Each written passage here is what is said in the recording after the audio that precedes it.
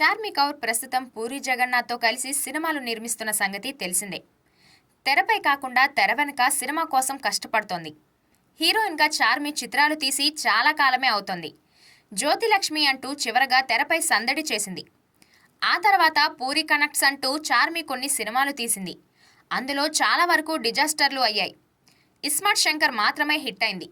విజయ్ దేవరకొండతో తీసిన లైగర్ దేశవ్యాప్తంగా బెడిసికొట్టింది. ఆ తర్వాత చార్మి పూరీలు సైలెంట్ అయిపోయారు.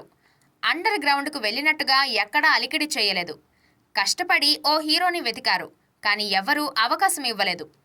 ఇస్మార్ట్ శంకర్ సీక్వెల్ అంటూ రామును మళ్లీ ఒప్పించారు. డబల్ ఇస్మార్ట్ అంటూ పట్టాలెక్కించారు. ఇప్పుడు ఈ చిత్రం షూటింగ్తోనే చార్మి పూరీలు బిజీగా ఉన్నారు. ఈ మూవీలో బాలీవుడ్ స్టార్ సంజయ్ దత్ నటిస్తున్న సంగతి తెలిసిందే.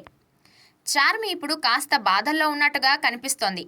తన పెట్టు మరణించి 2 ఏళ్లు అవుతుందంటూ విడిచి ఉండలేకపోతున్నానంటూ చార్మి ఎమోషనల్ అయింది. నువ్వు దూరమై 2 ఏళ్లు అవుతోంది. నీ హగ్గుల్ని, నీ ప్రేమని మిస్ అవుతున్నాను. నువ్వే నాకు ఎంతో ఇష్టమైన దానివి కదా. మళ్ళీ నువ్వు నా జీవితంలోకి తిరిగిరా. నీ అమ్మ నీ కోసం వెయిట్ చేస్తుంది అంటూ చార్మి ఎమోషనల్ అయింది.